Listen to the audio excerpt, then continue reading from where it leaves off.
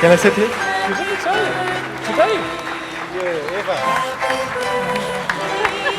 Happy birthday, Eva. All the best. Please. Oh, nice. Could not have been better.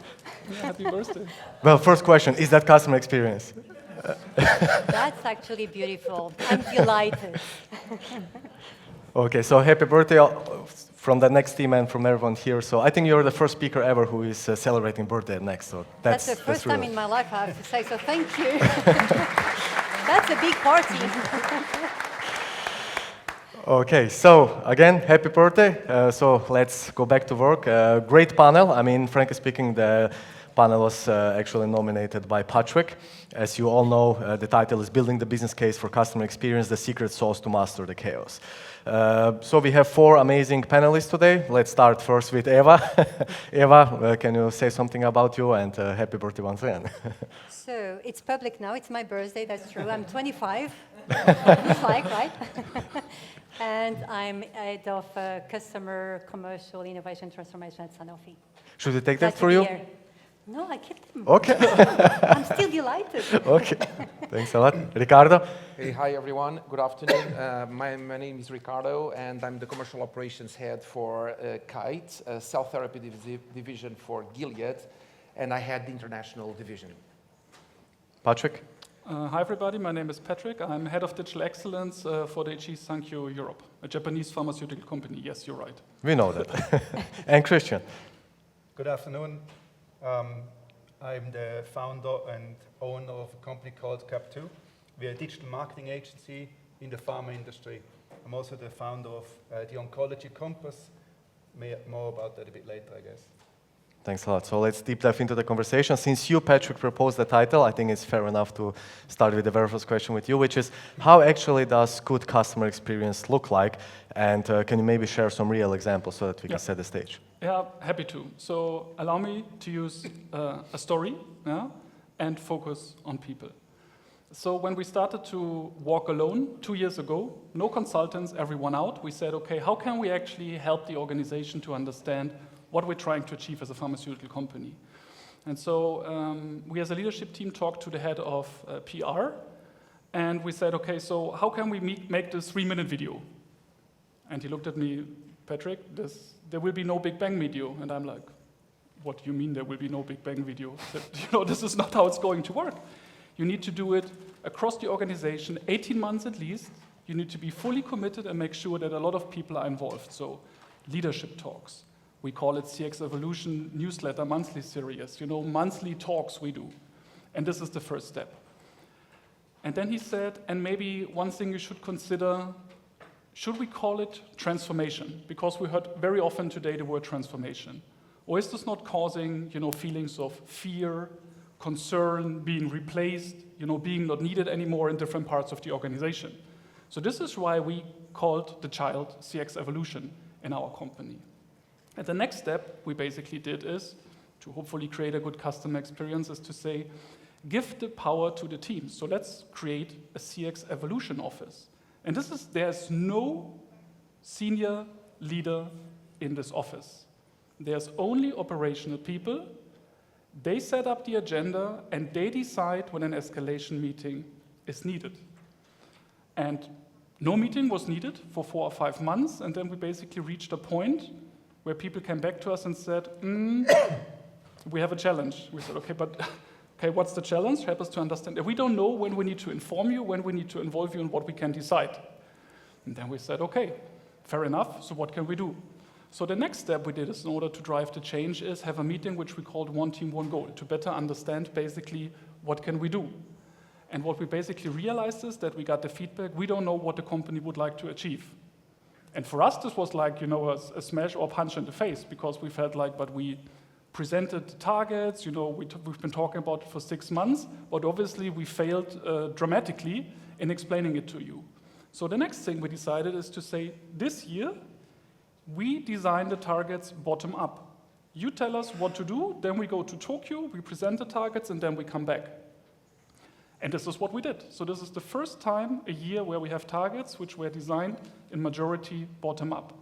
So what does good customer experience means for me is really listen to people, Yeah?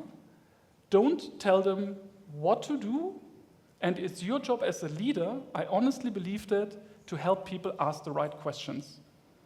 And then you will truly empower them to find answers to these questions over time. But I really believe times are over when leadership means telling people what to do. It's helping them to ask the right questions. So this is what good customer experience means to me. Yeah, thank you for setting the stage. Very good insights. Eva, let's continue with you and build on that. What a good customer experience means. I think that was a good example. We had an insight, right? I think most of the time we make it more complex than it needs to be honest. And I'm in pharma for quite a while, even though I'm 25 only.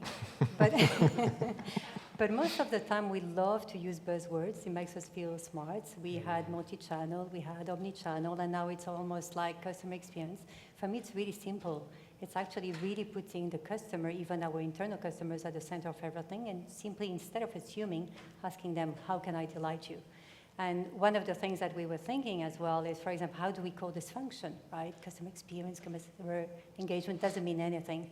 We even thought about happiness, customer. It's a bit too Tinder, I have to say. So we had to change to something a bit more corporate-ish. But it's simply asking instead of assuming. It's putting really them at the center, co-creating with them.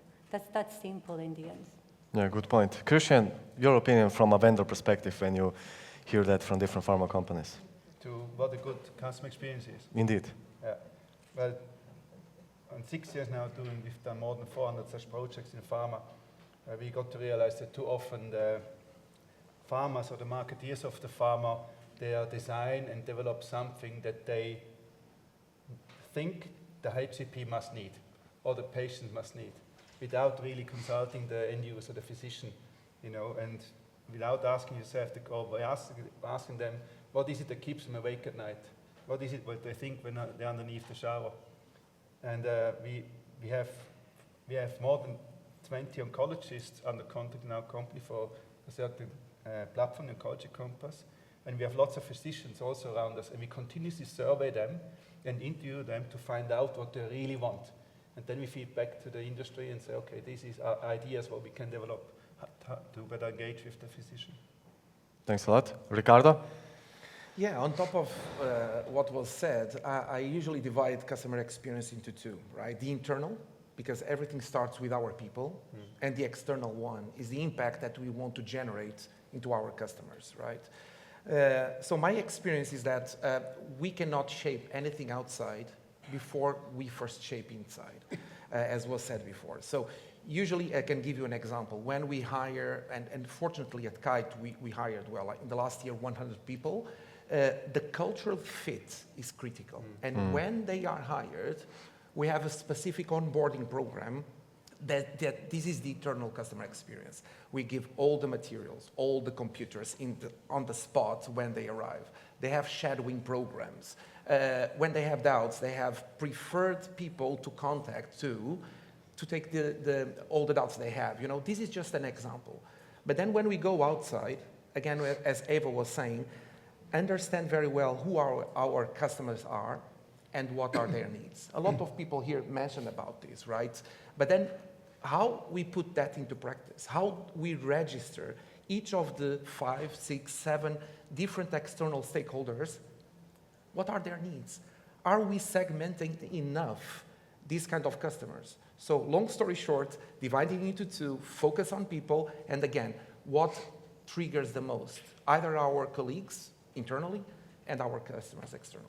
Good points, Ricardo. Thanks a lot. So many times we hear that the ultimate goal of customer experience is seamless engagement, right? So seamless with a bold one. So how to implement that approach across different touch points and journeys in a pharma company? So maybe we can start with you, Eva, this time.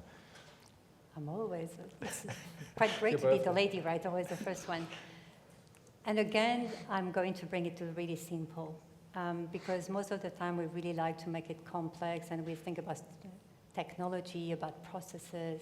And in the end, I think I will connect with the previous panel, but also the one before. I think it's all about people, right? And the same way we do have normal conversations on the day-to-day, how can we bring that to the same level of what we do internally? So it's how can we have a seamless one conversation independently of the channel?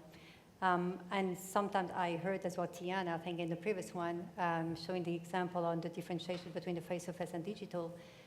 In the end, it doesn't really matter. It should be one conversation that we do have independently of the channel, but it all depends on how do you activate them. For me, it's not only about the what, it's how do we delight them with the right message at the right time that really brings value, and not because we assume, but because we would have co-created with them. Yeah, to be much more meaningful and relevant, yeah.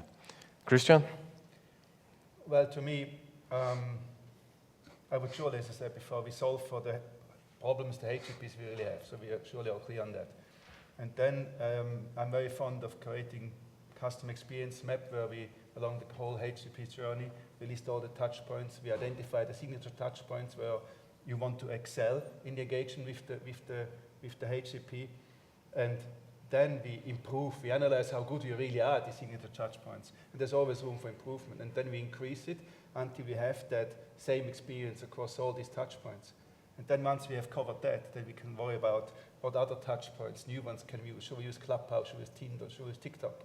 Whatever we use, we have to test it, MVP it, and then make sure we create this wow experience for HCP across all the journey and touch points. So you're using Tinder for HCPs? We've done a project in Norway where we used, it was about the HPV awareness. Okay. And the target audience, one of the cohorts, is a young female, and they are on Tinder there. So we've done that, we tested it, and it worked very, very well. I wonder why a young female, and why, Dario, you're loving it so much. No, I'm not loving it so much. I'm surprised that Tinder as a channel, right? I never heard that Pharma is using. Since then, I have a Tinder account. Yeah? Okay. Suddenly everybody is smiling, that's true. Ricardo? Well, in our recent case, probably you know, cell therapy is a very targeted business, right? So there are at least 6 to 7 different external customers that manage our own cells. So in order to deliver what they expect, we need exactly to understand what is an HCP need, managing cells, what a nurse is, what a cell lab operational person is, and the level of expectations, right? So, and we want to offer a personalized answer to those needs. I can give you another example.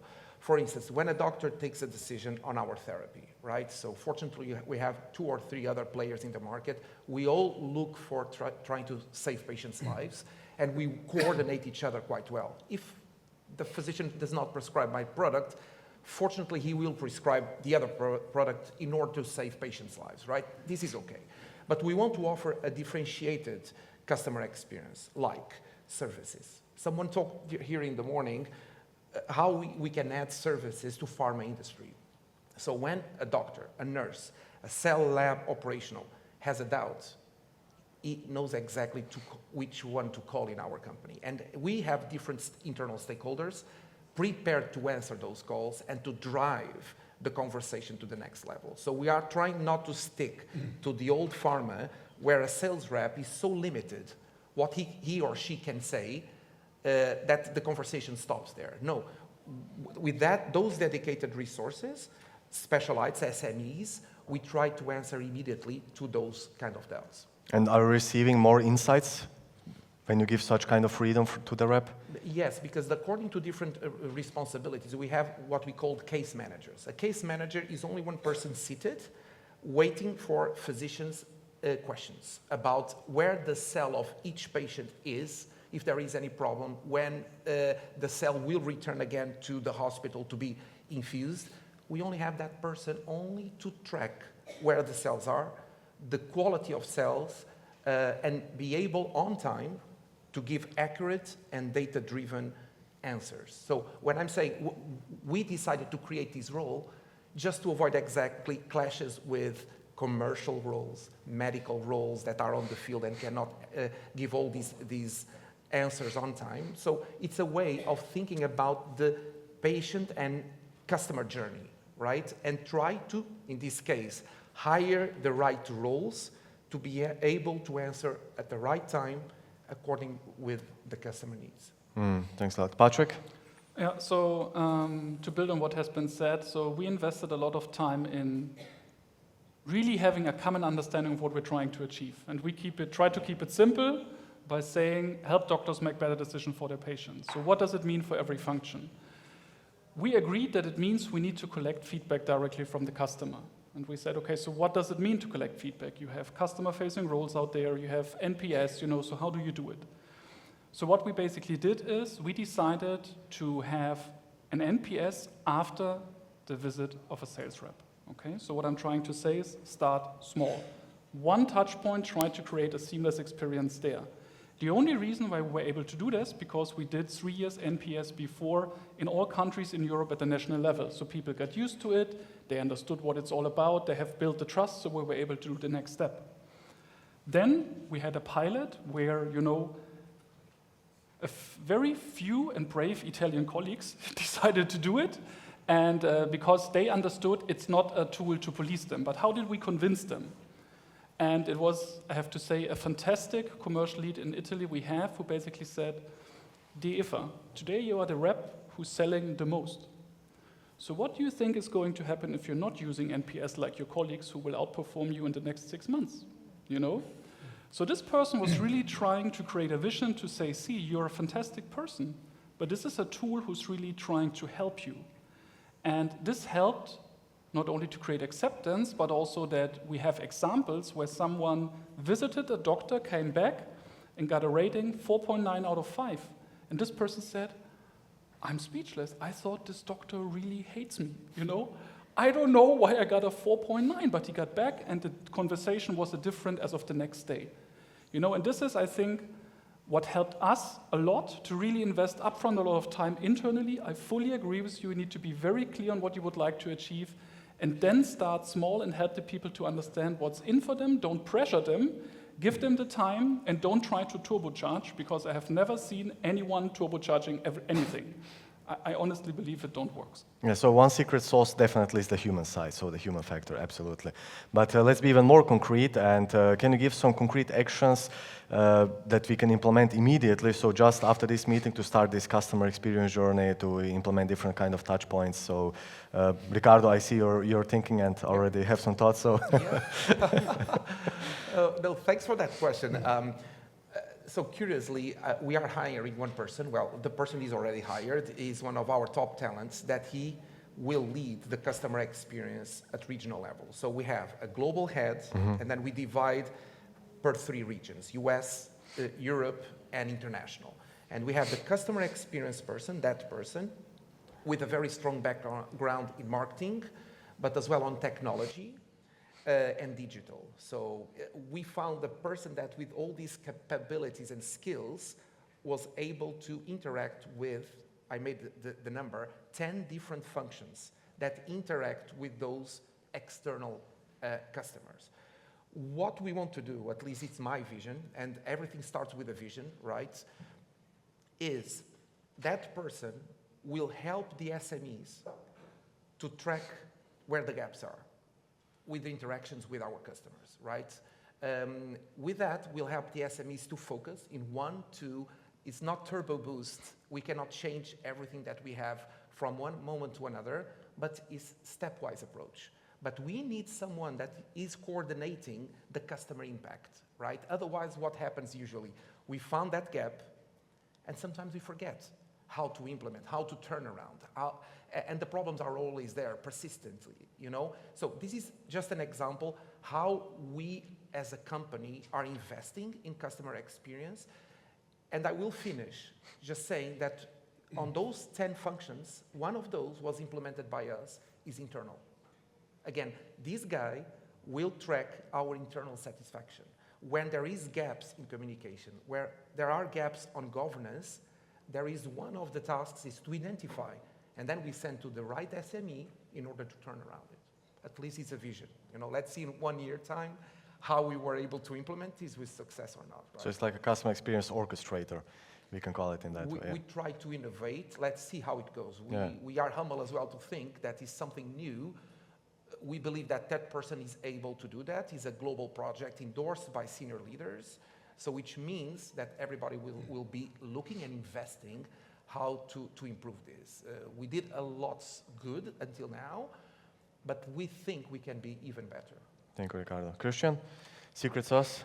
Well, I have many, and I had something else prepared, but to build on your statement, you could also say with that, okay, a big global pharma company a few years ago, they wanted to reduce the number of suppliers. They wanted only have one boutique agency and 2 or 3 others. So, and what they wanted was they either could employ 3 FTEs for all kinds of functions like social media, data analysts and design. But they wanted then to ask us, instead of these 3 FTEs, can you provide us an army of people? So in our case, about 30, 40 people, designers, developers, social media experts, VR experts, that could fill this position for the skill that we need for every single project we have. So we've done that now for a few years, and now also for multiple other organizations where often they don't find these experts.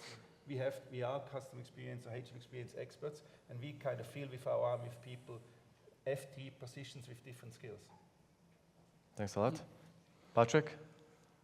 So I think you could ask yourself a few questions. So number one is, I like the word, have you triggered the corporate immune response? So it's not my invention, but it's from the CDO of Otto Bock.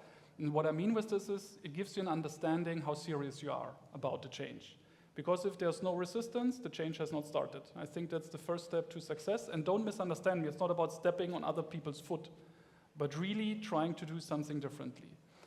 Then I also believe what is difficult to do, you need to decide, try to hire the experts who are able to do it. Because if the experts who know it all would be out there, we would not have been talking about this for the last 10 years or so. So I think it's really about asking the right questions. Who are the customers? What are the touch points?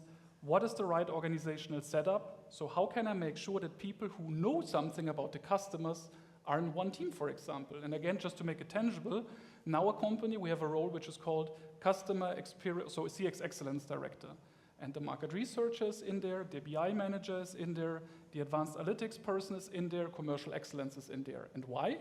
Because you actually first need to understand what is the challenge of the customer, or the HCP in this case, and which options do you have to cater to the need or to understand the problem better.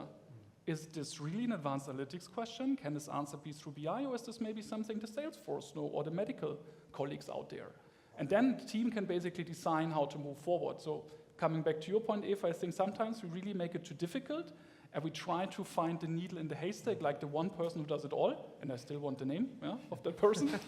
But maybe it's sometimes easier to really think about what to achieve, starting small and then move on. Because as long as you walk, you will be faster than the others who always try but never start with the first step. Thanks a lot, Patrick. And Eva? Yeah, I like the philosophy of the walk, and actually we use a lot of crawl, walk, and run. And I think as pharma, we all are crawling, even maybe before crawling on that perspective. I think beyond the fundamentals that we all know, which is the insights, the channels, and all of it, I would come back to, again, to simple and starting small and making sure we all have the same vision. We all have a reason why that is really attached to the business reason of why we're doing this. And what does it mean for each function in the company? Because sometimes, I hear that a lot, we, them, you, marketing, them, sales, and I think this creates only even more resistance for change. I don't believe that people want to be transformed unless they have a reason why and unless they understand what good looks like. And the resistance, most of the change is simply because whether they don't know, whether nobody showed them that there was something else that he should be doing it maybe better because the world is changing. So I really believe that having a clear vision that we all share from top to down and down to top, and all connected to the business, because we all want to shine in the end. Everybody wants to be successful. So if we all share the same reason, it makes everything easier. Then the second thing is really invest in people. I really don't believe in a finger-pointing strategy where maybe marketing is part of the past or obsolete. I really believe that it's just because the world is changing so fast that we all need to be upskilled, and the technology is changing every day, the behaviors are changing every day, and we all learned that with COVID. So I really believe in investing in COVID and creating really incubators where we take them through change all together, because nobody is better than others, right? And having a center of a one-man show, one-woman show, it's not the solution unless everybody wants to be part of the change. And then in the end, make sure that you hire the right people with the right humble soft skills and always with a smile. Because yes, it's a bumpy road, yes, it's a lot of resistance to change, but if you have the right team with the right humbleness, the right servant leadership, and the right smile, nobody can argue against a smile. Yeah. Makes everything much easier. Very good point, Eva. Thanks a lot. We have like 1 minute left. Any question, or actually one question? Yes, please. You were first. And the only one. That's Florent, huh? Yeah. I also. Clear. Thanks for a nice panel. I would like to ask a question on the elephant in the room, and that's the medical teams. Because medical creates a long-lasting, deep impression on the customer. They contribute to the CX. Did you manage to onboard them in your customer experience journey? Because we struggle with that. I mean, we receive the answer. We know what we do. We don't need you. So how did you do it? How did you onboard your medical teams in your customer experience programs? Happy to take it. For us, it's there's no difference between medical, marketing, commercial, sales, or whatsoever, because the customer is, if you're really truly customer-centric, independently of the functions that you're acting upon, it's always the same one customer. And we had a lot of those debates. I don't know, I'm for sure that most of the companies here have worked on the persona or archetyping of the physician. You don't have one persona for medical and one persona for commercial, right? It's always the same Dr. John. And I think if we are truly customer-centric, independently of the function, we all need to converge to the same. That's the way we do it, actually, at Sanofi. So, are we allowed to answer? Please. So, You have yeah, permission. because the clock's zero, okay. So what we try to do, we're in the midst of the process, Florent, but we try to help people understand where can maybe medical contribute in a different way versus marketing. So I agree it's all the same customers, but we're not doing all the same. So what it means to be super concrete is, for example, we said that we would like to design for the tier 1 key opinion leaders an annual journey. So you have a primary point of contact, and you really say, what are the big buckets? Is it, publishing papers? Is it speaking at congresses? Whatever it is. And this is where you're really good. You don't need personas. It depends on your therapeutic area. You have 20, 30, 50 in Europe. Yeah? There you don't need personas. You can manage it on the individual level. But this is where you can basically practice the new way of working, because having different types of engagement and following a project approach, you can also use retrospectives from Agile. It doesn't mean that everything is Agile, but it helps you to talk more often to understand what's working, what's not working. For tier 2 and tier 3, basically, you can talk to the medicals, because this is where we need to have a common journey. This is where personas can work, yeah? And this is where we need to have a common engagement plan, MSL, Salesforce, in-field market access, yeah? So we are in the midst of it, but we really try to, what we did, to cut a long story short, Florent, is reserve some space for the medicals, where we say this is really not medical only, but primarily driven by medical. And we have some engagement where we say this is clearly a team play, and this is where we have more in common, and this is where medical can learn from marketing. Okay. I also want to quickly mention something here, as from an agency point of view. We often are tasked with very short-term projects, and then we have to deliver them tomorrow. So we've learned a very valuable lesson last few years. We always include the medical and the legal people in our projects. Otherwise, of course, we all know this, the process, that at the end of the day, the agency is fast, the marketeers are fast, and someone, it's stalled then, either with the medical advisor or with the medical legal. Thank you. Ricardo, I mean, you didn't answer it. I think it's fair now that you also give answer. Probably one last sentence is like medical department is part of this cross-functional team. That's it, right? So they are not different. They are part of the onboarding process and training. We have 2 or 3 medical team members from Kite that can reinforce that, but the training is very hard on us. Very cultural training program. So it's not only on data, but it's on patient's focus, patient identification, and then customer focus as well. We know exactly from a cross-functional perspective where the physicians are, right, in this case, but not only the physicians, but all the other healthcare professionals. Again, the nurses, the cell labs, all of them are interacting mainly with our salespeople and medical people. Thank you, Ricardo. So thanks a lot, and enjoying the break. Congratulations.